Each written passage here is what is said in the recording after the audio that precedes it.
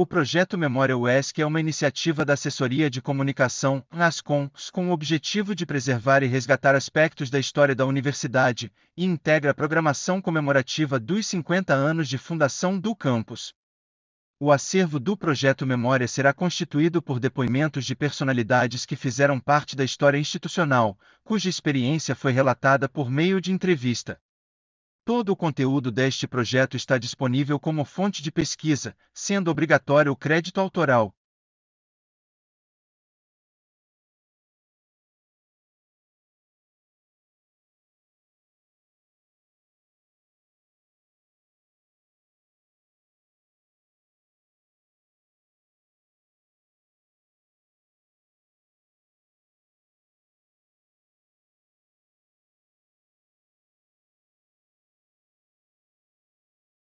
José Messias Batista Dias, como você chegou à FESP em adolescente? Como é que isso aconteceu? Você relata para a gente? Eu cheguei ao Salobrinho em 1973, quando tinha 9 anos de idade. E comecei a estudar no ano seguinte, quando completei 10 anos de idade.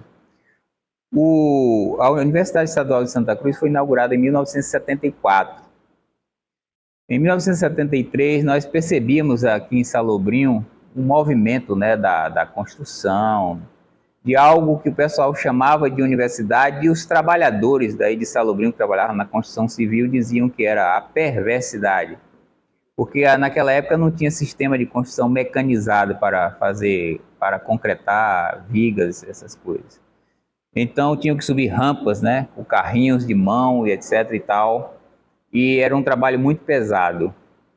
Então aquela ideia de universidade era uma novidade para aquela comunidade pequena. Aos 15 anos de idade, foi meu primeiro contato aqui com a administração da então FESP, porque um pouco antes eu já vinha com a minha irmã aqui na cantina, que Joel explorava essa cantina desse pavilhão aqui, né, do Manuel, do Adonias Filho, e estudei em Salobrinho até a 4ª série. Chegamos a ficar aí em Salobrinho sem poder estudar por cerca de 4 meses, porque eu e vários outros colegas não tínhamos condições de estudar no centro de Ilhéus ou em Itabuna. Foi quando a Secretaria de Educação de Ilhéus decidiu colocar aqui dentro da universidade, no turno da tarde, que era tinha um espaço ocioso, né? Que só tinha aula de manhã e à noite naquela época, não funcionava em turno integral. E nós começamos a 5ª série aqui, e aos 15 anos de idade teve um processo seletivo que foi feito pela FESP para contratar estudantes de preferência do colégio para atuarem como office boy. Então entramos 4 a 5 colegas naquela época, e esse foi o contato, né, principal com a universidade. E daí a universidade passou a integrar a minha vida. Eu trabalhei inicialmente no protocolo de pautas, que consistia em entregar pautas aos professores na entrada do corredor. Era um sistema antigo, pauta impressa, e estranho, porque eu era o office boy, mas eu tinha o poder de cortar o ponto do professor naquela época. Então o professor chegava atrasado, atrasava 15 minutos, não compareceu. Aí não chegou para a 2ª aula, outro carimbo, aula a complementar. Esse era o trabalho inicial que eu fazia. Chegado o primeiro período de recesso, eu passei a trabalhar nas secretarias, né? Entregando correspondências e entregando documentos de um setor no outro, que era um trabalho específico do office boy da época. Terminou que eu fui parar como office boy no gabinete de Dr. Sônia Nazaré de Andrade. E isso foi muito enriquecedor para mim, porque o contato, né, com aquele homem extraordinário me levou a ter uma nova visão de vida. Eu me interessei pelo direito. Ele era advogado, um homem de uma postura assim admirável. Nesse momento eu me interessei pelo direito, não só por isso, mas também pelos debates que eu presenciava entre estudantes de direito, discutindo determinados institutos como posse, propriedade, etc. e tal. Outras discussões sobre o direito penal, né, que de certa forma empolga. E desde aquele momento, é interessante, eu decidi que eu iria lutar para cursar direito, mesmo sendo um menino de Salobrinho, que começou a estudar com 10 anos de idade. Esse colégio que funcionou aqui dentro da UESC fez um grande diferencial para Salobrinho. E aí é que eu digo, a gente não pode nunca demonizar a política, porque a política faz parte de tudo. Isso foi resultado de quê? De política. Foi um professor daqui da UESC, um professor de Direito, que era secretário de Educação, que depois foi prefeito de Ilhéus, foi o Jabes Ribeiro, que teve essa sacada de colocar esse colégio funcionando aqui dentro. E como foi fácil fazer isso? Porque eles pegaram estudantes dos cursos da própria universidade para ensinar história, para ensinar ciências, para ensinar a língua portuguesa, e tivemos excelentes professores nesse colégio. Lola foi uma delas. Trabalhou aqui na reitoria, foi uma delas. Tinha a Enilda, tinha vários outros professores, Luísa, professora de matemática. Aquela época, assim, não existia bem concurso público. Foi antes disso aí, estamos falando antes da Constituição de 88. Então, montar um curso assim não foi difícil. Terminado quando concluímos a 8ª série aqui, eu fui estudar lá no IME Central, porque na verdade essa turma é como se fosse uma turma do IME lá em Ilhéus. Eu fui estudar, fiz o primeiro ano lá. O segundo ano foi meio complicado, porque eu trabalhava de manhã e de noite, eu terminei parando um ano ainda, porque não tive como estudar, tentei estudar no SISU, não deu certo.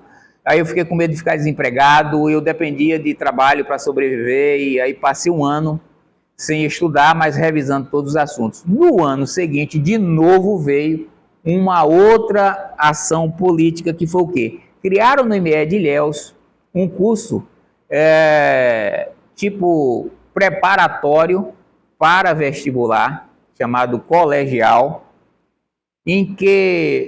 para o qual foram contratados vários professores da Piedade e de outros colégios privados de Ilhéus, que a ideia do ex-secretário, então prefeito à época, era exatamente de criar um curso melhor para que esses estudantes da escola pública tivessem capacidade de concorrer com aqueles das escolas privadas. E, de fato, daquela minha turma que terminou com 25 pessoas, 24 foram aprovadas em vestibulares para Direito, para Medicina, Engenharia, dentre outros cursos daqui da região e também de fora. Teve um colega que não foi aprovado. Agora por quê? Porque tinha um aberto de surf e ele chutava a prova e ia embora. Aqui no outro semestre, no ano seguinte, ele foi aprovado. Então, assim, foi um curso de qualidade. E por que assim, eu tinha vontade de cursar Direito. Agora, eu não acreditava que eu tivesse condição de vencer a concorrência, porque, à época, Direito era o carro-chefe aqui. A concorrência para Direito dava 30, 29 por vaga, e tinha concorrência de qualidade também. E na época, assim, você colocava a primeira opção, segunda opção. Não tinha vinculação de área, então a minha primeira opção foi Direito, a segunda Química. Tanto é que as rádios na região anunciavam, né, as listas dos aprovados. Eu lembro que eu fiquei na expectativa, quando começaram a anunciar as listas de aprovados e tal, eu ouvi a de Química. Quando terminou, eu falei, caramba, perdi o vestibular, não passei. Aí deixei para lá, estava vindo aqui, estava no período de férias, eu estava vindo aqui para Guarita, encontrei um estudante de Direito que era amigo meu, falou, e aí, colega, tudo bem? Eu falei, tudo bem. E aí, não está alegre não? Eu falei, alegre porque nem para Química eu consegui entrar, que a concorrência era menor, E aí ele disse, não, você foi aprovado para direito. Eu falei, como? Foi, você foi aprovado para direito. Foi aí que eu vim ver a lista, eu olhei essa lista umas 3 vezes, não, quase não acreditava. Agora sim, tem uma particularidade nisso aí. Conquanto eu tenha começado a estudar tardiamente, mas eu gostava muito de estudar. Eu praticava capoeira, eu lembro que eu parei de praticar capoeira a conselho de um mestre meu, que ele disse, você não vai dar conta de tudo. E aí eu estudava muito. O horário que eu não estava trabalhando, eu estudava. Então, assim, eu consegui, eu não me recordo qual a minha classificação, mas eu, em direito para o matutino, na época, eu devo ter ficado, eu acho que 20ª posição, entre os 50, mais ou menos. Então, o que foi, o que é que isso representou na minha vida? Isso, na minha vida, representou uma mudança, assim, fora do comum.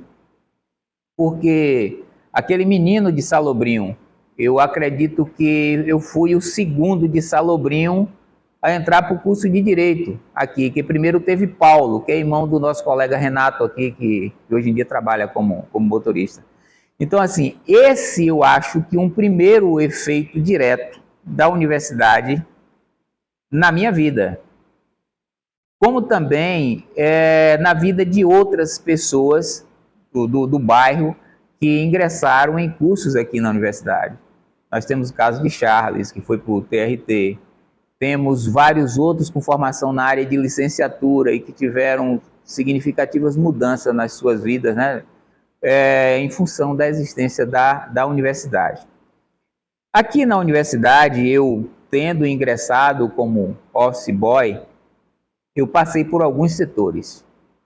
Eu lembro que o Dr. Sânio Nazaré de Andrade, ele era um homem assim muito incentivador das pessoas. Então, quem gostava de... Como foi o seu relacionamento com o professor Dr. Sânio Nazaré de Andrade? Nessa época, você já estava no gabinete da reitoria, da diretoria geral. Como é que era o relacionamento Messias, office boy e agora estudante de Direito, com Sânio Nazaré de Andrade? Olha só, o professor Soane, ele era, como eu disse no início, ele era uma pessoa admirável, né? Era aquela pessoa que você olhava e dizia assim, eu me espelho nessa pessoa, sobre todos os aspectos. Um homem que tinha uma visão de mundo, naquela época, fora do comum. Um modo, um trato com as pessoas, né? Muito urbano, muito adequado, sabe? E ele comigo também era assim. Eu tinha a função, no gabinete dele, além de trabalhar como menino que levava correspondência, dava recado, etc e tal, eu tinha que ler todos os jornais daqui da região e fazer recorte de todas as notícias que saíam sobre a FESP. Aquelas que eu achava assim mais relevante, passava para Lola levava para ele lia, etc e tal. Então, com ele eu tinha assim uma relação de reverência e admiração ao mesmo tempo. Por quê? Porque Dr. Soane, ele percebeu o meu interesse, a minha aplicação em trabalhar, inclusive eu sempre fui extremamente disciplinado.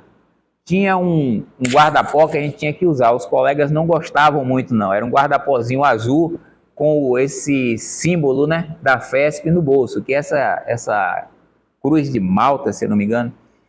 Então eu usava aquilo com rigor e tal. Ele gostava dessa postura. Aí ele inicialmente me colocou para trabalhar depois no setor pessoal. Fiquei um período fazendo uma espécie de estágio no setor pessoal, tesouraria, trabalhei 7 anos na tesouraria. Depois disso com Ivanita Lima, né? A saudosa Ivanita Lima. Trabalhei no setor de compras logo que começou a estatização da universidade. E esse foi um momento assim interessante porque foi uma mudança de cultura fora do comum. Nós entramos na necessidade de fazer processo licitatório e tudo mais, e as pessoas às vezes não entendiam bem porque os processos demoravam mais do que demorava antes. Então, assim, todo esse aspecto. Compras, eu trabalhei 7 anos na tesouraria, 6 anos nesse setor de compras, 3 anos em patrimônio.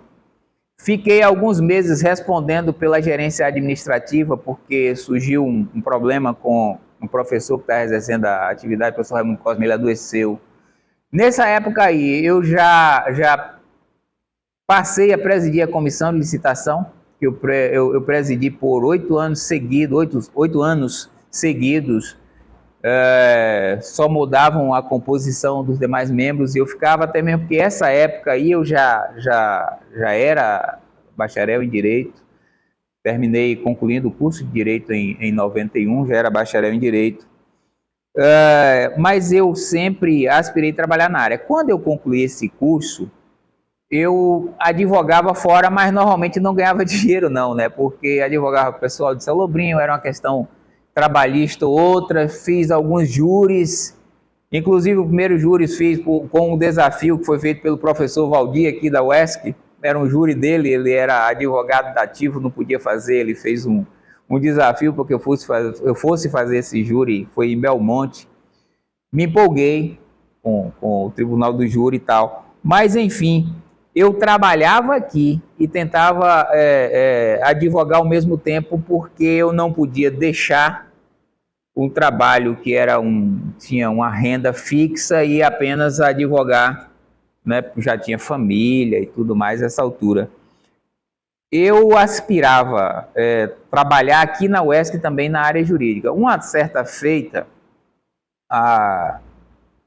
eu trabalhando com licitação, eu tive uma crise, né? Vamos dizer assim, o trabalho demais, acumulando patrimônio com comissão de licitação final de ano, eu tive uma crise que eu até hoje não sei o que foi aquilo, a partir de um processo licitatório lá que emperrou e a gente não conseguia concluir, tivemos que revogar porque era aquisição de livros, vários livros, não tínhamos um sistema informatizado, só chegava recurso em final de ano naquela época, não é como agora que vão liberando aos poucos os recursos, então chegava tudo assim, outubro, final de outubro, novembro, a gente tinha que correr para fazer as licitações de tudo que estava atrasado. Eu tive uma crise, eu não sei se aquilo era de cunho neurológico que foi, e aí a professora Rendê falou assim: Messias, você tem vontade de trabalhar na procuradoria? Eu vou então te dar uma chance, de dar uma chance de substituir a professora Rosane,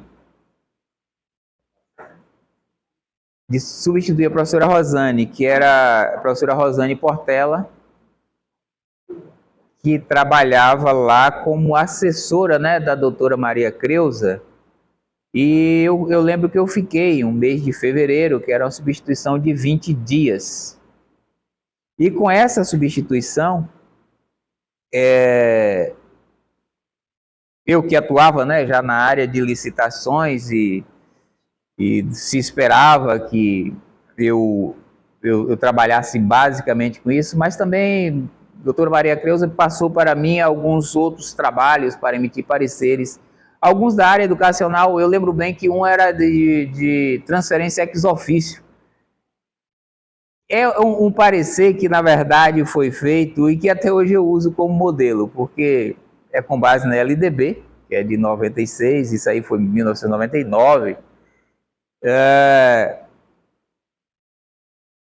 Eu fiquei esses 20 dias. Quando encontrei a professora Margarida Fael, ela perguntou como é que está a procuradoria. Eu falei, eu acho que está bem. Ela falou, acho que está bem por quê? Eu falei, não, porque agora eu já retornei, estou no setor de patrimônio de novo. Ela falou, não. Eu e Rendê conversamos e eu sugeri que você ficasse lá, porque eu li um parecer que você fez sobre transferência ex officio, li outras coisas também, eu achei interessante e entendemos que devemos aproveitar na Procuradoria Jurídica, assessorando Maria Creuza, porque ela trabalha com a professora Rosane e tal, e é uma correria louca, aquela coisa toda. Enfim, terminou que eu voltei no mês depois para assessorar a Maria Creuza na Procuradoria, que era a procuradora, tinha vindo lá do ICB e tal. Nesse íntere, teve eleição para reitor. Maria Creuza se aposentou, né? Hoje em dia está na UESB, mas ela se aposentou por aqui. E Dr. Paulo Bezerra assumiu a chefia da Procuradoria. Por quê? Por que assumiu a chefia? É porque hoje em dia tem uma mudança que eu vou falar mais à frente, ela foi feita pela PGE, mas enfim, esses cargos são cargos comissionados de chefia de Procuradoria. Então, quem assumiu foi o Dr. Paulo Bezerra, que era professor daqui do curso de Direito. Mas depois ele foi fazer um pós-doc e aí se afastou da Procuradoria. E então o professor Antônio Joaquim me fez o desafio de assumir a Procuradoria. Ele me perguntou se eu tinha coragem de assumir a chefia da Procuradoria. Aí eu cheguei para ele assim, falei, bom, eu não sei, né? Eu já estou lá há muito tempo e eu não entendi a pergunta.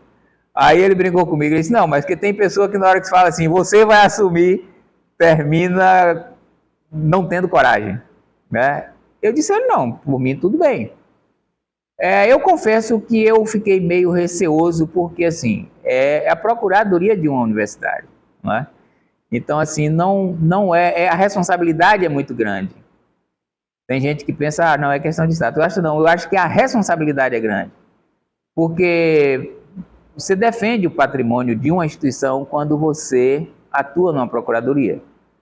Você defende a lisura dos processos administrativos, inclusive de licitação, quando você está na procuradoria. Então, assim, o peso, que na verdade recai, né, sobre as costas de quem assume uma posição dessa, ele é grande. E eu aceitei esse desafio, até agora estou aí. A realidade...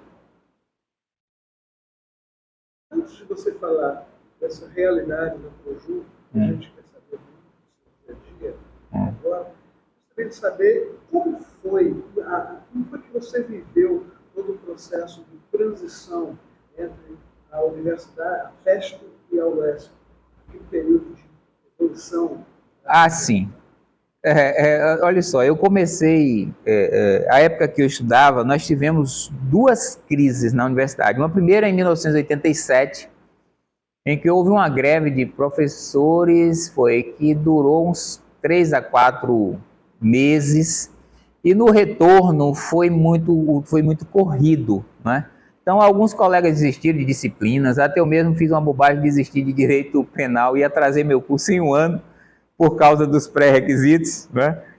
E em seguida veio 1988, foi o ano mais crítico.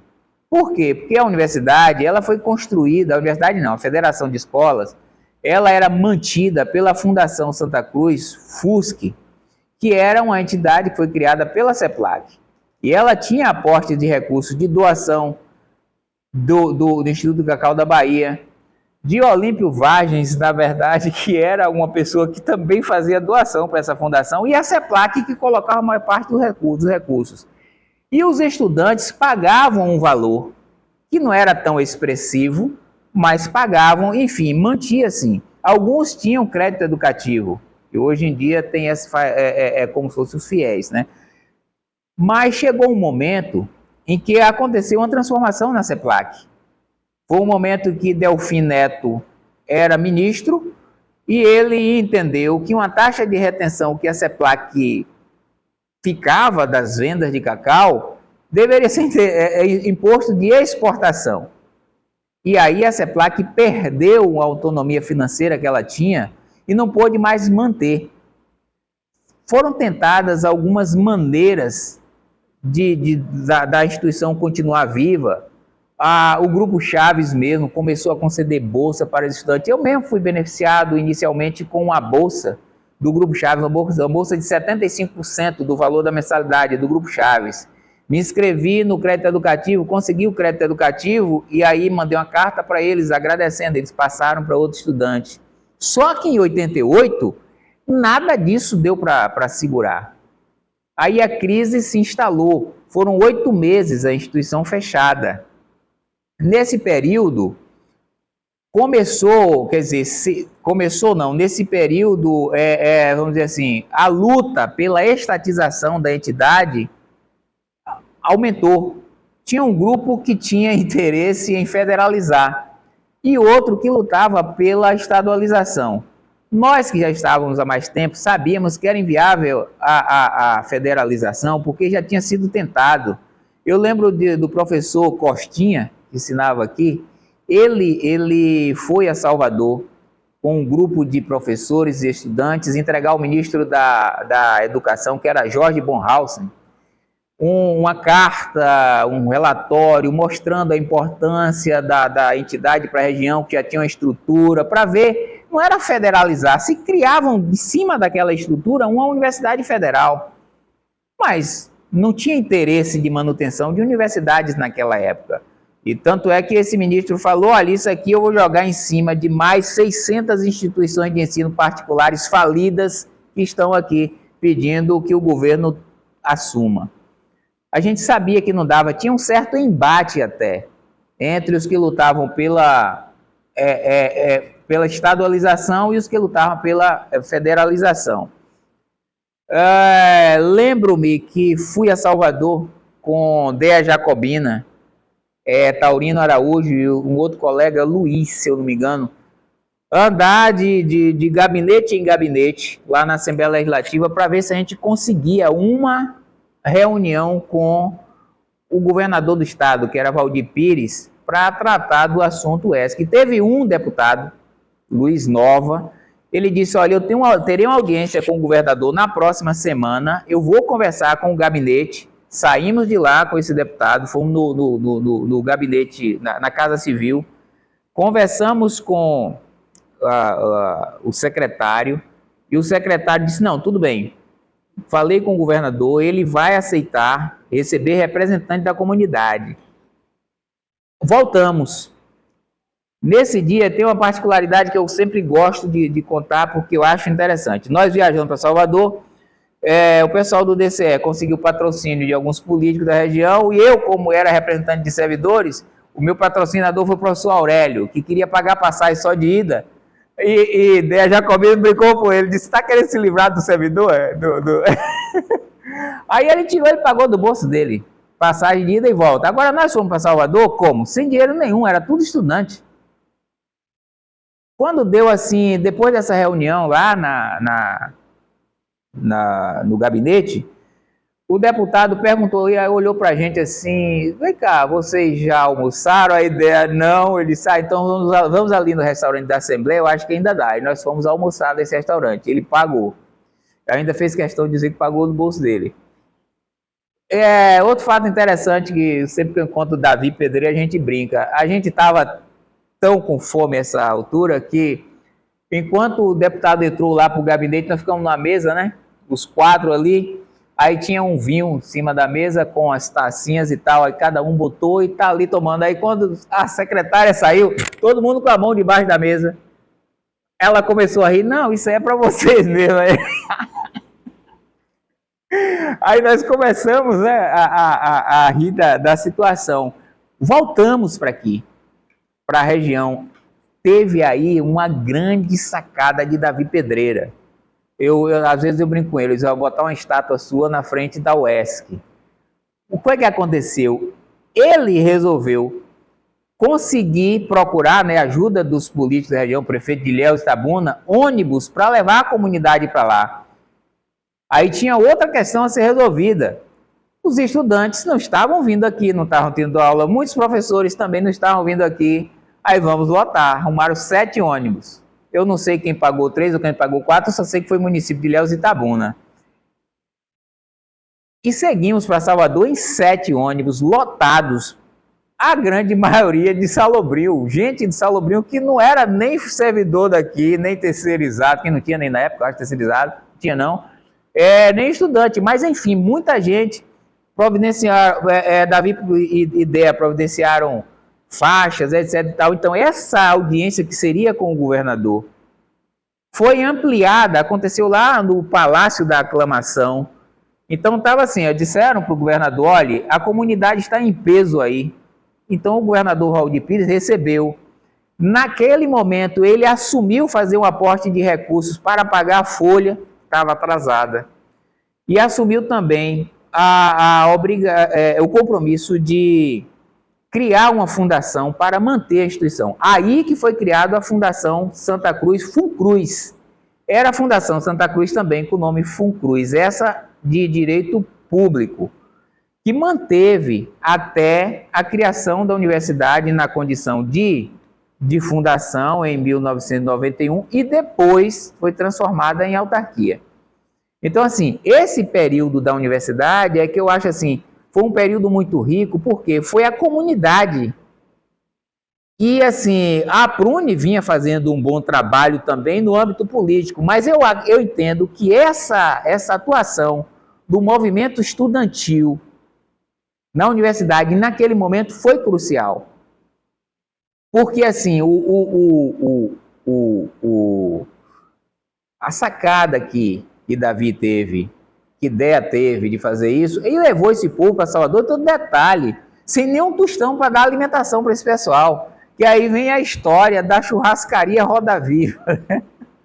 Tem uma história de uma churrascaria lá em Salvador, que aí terminou, que eu não sei, que foi com ordem de um prefeito daqui da região, não sei quem foi, levaram quentinha para o pessoal enquanto estava lá em atividade. Depois que terminou, tinha que ter o jantar. E nesse jantar, meu amigo, o povo tomou cerveja, tomou uísque, tomou vinho, tanta coisa, e ficou uma conta para pagar, deu uma confusão danada. Depois um político da região aqui pagou. Mas, enfim, a gente passou por essa situação. Hoje em dia, quando eu vejo o pessoal falando assim, a Universidade Estadual de Santa Cruz, fica parecendo que foi algo que veio um político de lá, de cima para baixo, eu tenho interesse, eu analisei que aquela área não foi não, isso foi uma briga da região cacaueira, foi uma briga do povo dessa região. Por isso eu acho assim, a UESC, a gente deve ter em relação à UESC um sentimento de pertencimento muito grande, né? Eu digo assim, eu tenho até de gratidão, porque eu acho que a minha vida seria outra coisa se não existisse a UESC aqui. Porque, como eu disse, eu tendo começado a estudar a quinta série aqui dentro, quando eu não podia ir nem para o centro de Leão, nem para o centro de Itabuna, foi um grande diferencial na minha vida, não é? E depois poder cursar direito aqui, no Salobrinho. Quando eu estudava no MIE lá em Ilhéus, os colegas diziam assim, Salobrinho, não sei o que, eu falei, não brinque não, porque eu estou vindo fazer ensino médio aqui, vocês vão fazer ensino superior lá no Salobrinho. Entendeu? Então, assim, a importância da universidade na transformação de vidas aqui na região cacaueira e aqui para Salobrinho é algo que a gente deve sempre lembrar como, sei lá, com muito carinho, porque é uma instituição que ela alavancou a região. A gente anda por aí, encontra no judiciário muitos juízes, muitos promotores, né, todos saídos do curso de direito daqui. A gente encontra enfermeiros saído do curso de direito daqui, professores saídos das nossas licenciaturas, entendeu? Então, assim, eu não imagino essa região sem essa universidade, eu não imagino como seria. E hoje tem uma particularidade, naquela época a gente tinha ensino. Os livros chegavam a ser defasados, livro de direito defasado 10 anos, por aí. Então, hoje a gente tem, além disso, uma pesquisa muito boa. A gente tem extensão que faz com que dê maior visibilidade, fazem com que, né, tanto a pesquisa nós temos maior visibilidade para a instituição. Nós somos hoje aqui a entidade que mais emprega gente daqui de Salobrinho, né? Tanto servidores ocupantes, tem servidores ocupantes de cargos do próprio Estado, da própria estrutura da universidade, tem o pessoal da terceirizada. Enfim, eu vejo a universidade assim como uma entidade transformadora da vida das pessoas, né? E eu espero que eu que já, né, entrei aqui menino aos 15 e já penso já numa situação de aposentadoria até. Eu espero que as pessoas continuem com essa ideia de pertencimento, que nós que somos sei lá, as pessoas que já estavam aqui bem antes da universidade têm em relação à instituição. Que as pessoas não vejam na universidade apenas como uma entidade que emprega pessoas e que ali eu vou porque eu tenho renda, mas que faça, como muitos, a grande maioria que faz, com o desejo, né, de soerguimento da instituição, com o desejo de dar visibilidade à instituição. A gente saiu de uma universidade que tinha alguns cursos de licenciaturas, né, alguns de bacharelados, hoje em dia são vários programas de pós-graduação, com doutorados, mestrados, e agora até na nossa área, né, já está vindo um mestrado em Direito, né? Então, assim, há pouco tempo a gente pensava assim, fazer graduação é difícil. Hoje em dia já se faz aqui, doutorado. Você está falando em preservação da instituição. Como que é preservar a instituição lá na Procuradoria Jurídica do seu Estado? Olha só, na Procuradoria a gente trabalha muito com a legalidade.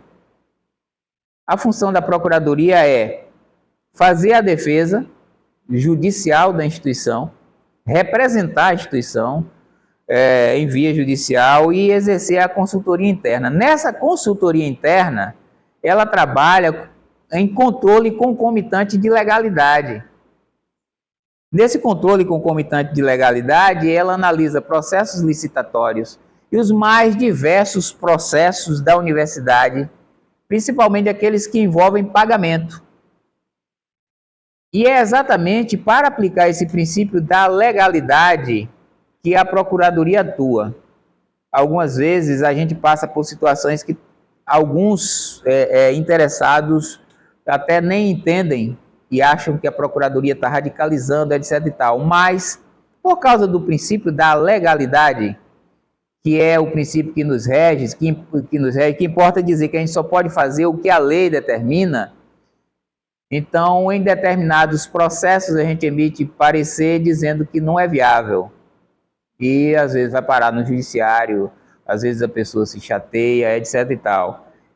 Mas essa atuação da Procuradoria, ela tem uma grande importância. Por quê?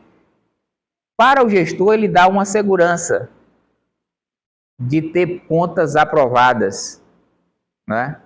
Dá uma segurança de fazer as coisas de acordo com a legalidade. E para os outros órgãos da universidade, aqui na Proju, a gente tem um sistema até de consulta por telefone, até por WhatsApp, presencial, etc. Porque a gente entende que devemos trabalhar com espírito de corpo. Porque quando dá algo errado, em qualquer unidade, deu errado na instituição.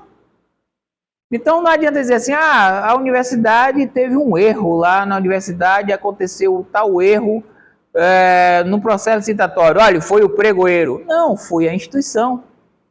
Quem está lá de fora vai dizer foi a instituição como um todo. E a gente briga muito para que não saia nada errado. Eu lembro que eu trabalhei eu disse antes, com licitação por 8 anos. Eu comentava com os colegas, Niraldo, Joelso e tal, eu dizia assim, rapaz, a gente tem que trabalhar, a gente trabalha sempre com uma espécie de medo de que dê errado. Porque quando dá errado em licitação é uma dor de cabeça, né? Porque vai dar problema para todo mundo. E a ideia não é fazer certo só com medo dos efeitos jurídicos, né?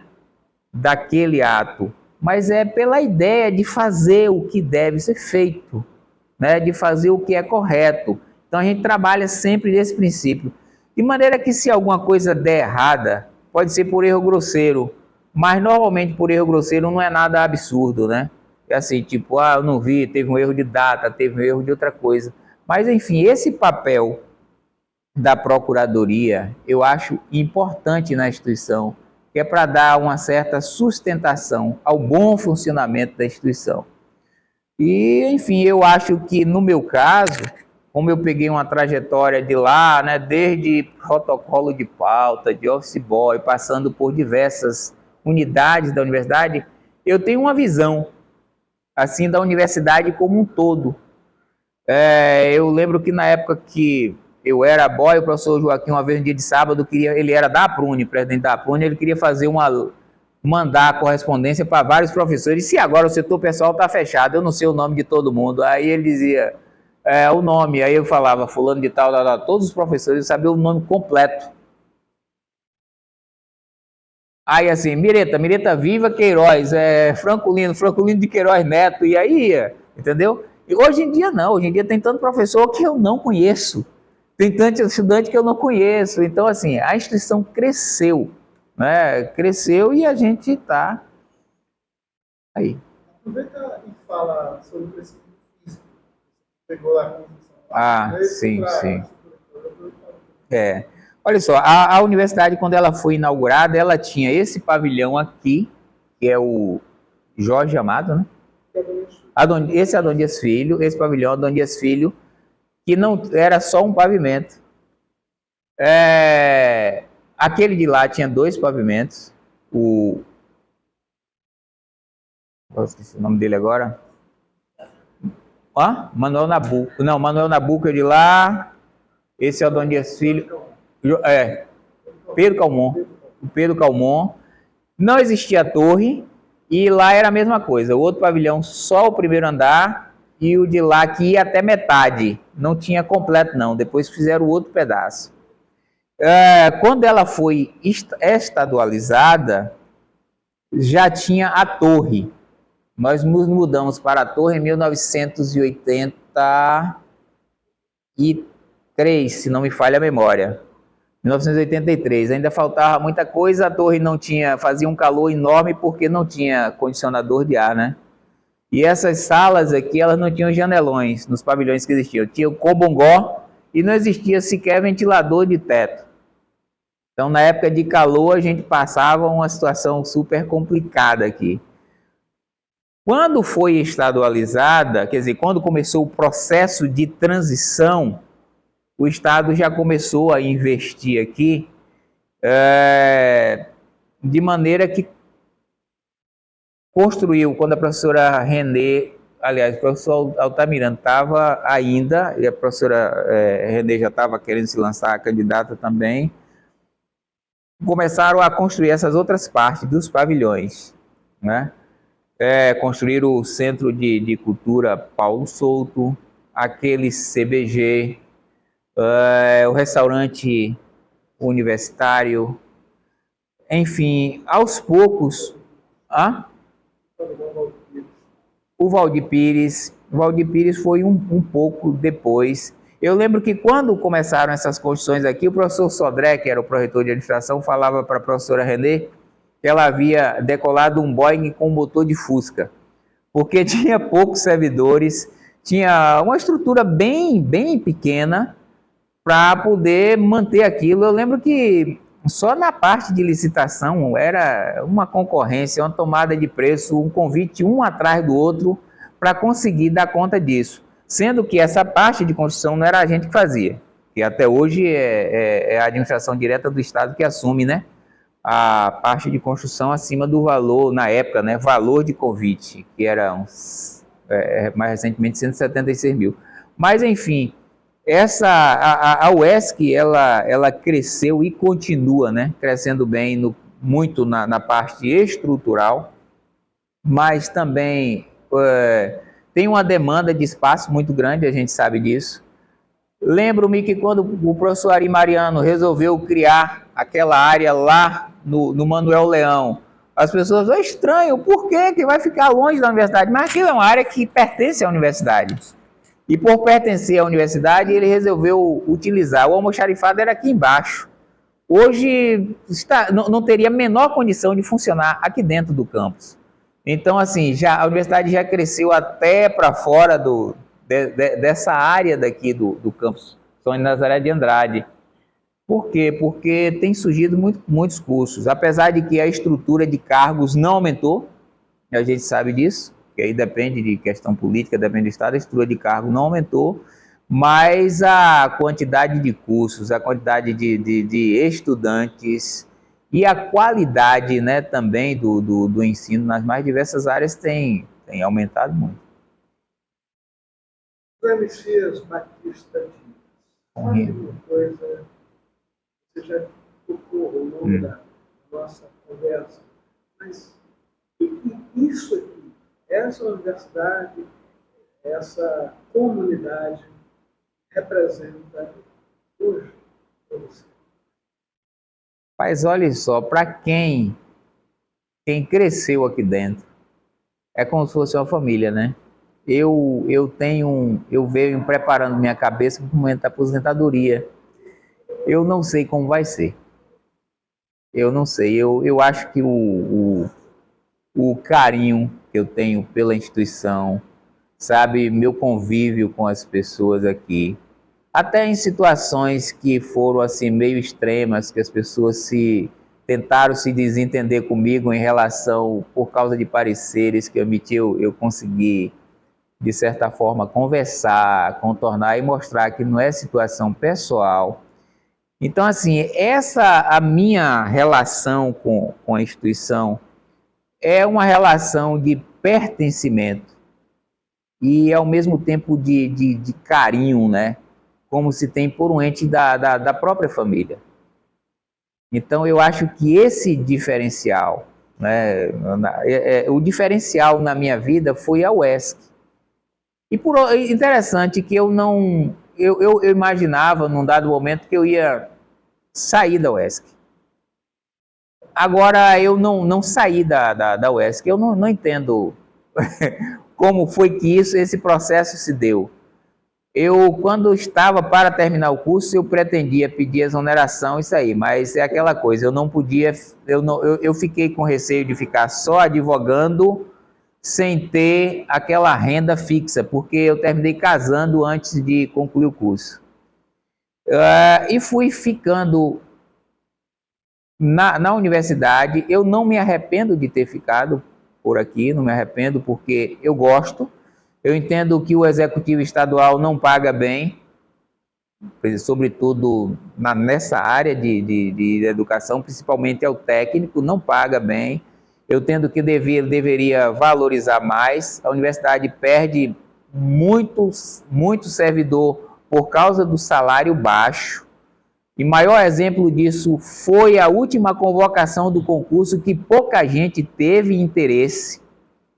Então, assim, a valorização da categoria é algo pelo Estado que eu acho que é um absurdo, deveria valorizar mais, porque sem um corpo técnico bom, não adianta dizer que a área docente vai resolver todo o problema. Não vai, tem que ter um corpo técnico bom. A gente já tem séria dificuldade na área de informática, perdendo colegas até para municípios da região.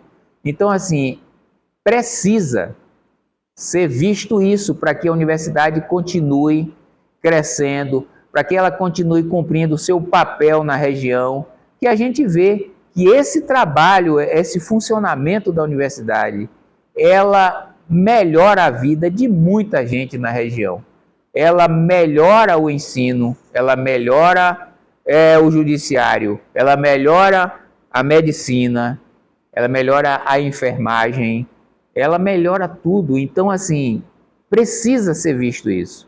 Eu acho que uma das coisas que me entristece, efetivamente, é a falta de valorização do servidor técnico pelo Estado. Eu acho um absurdo.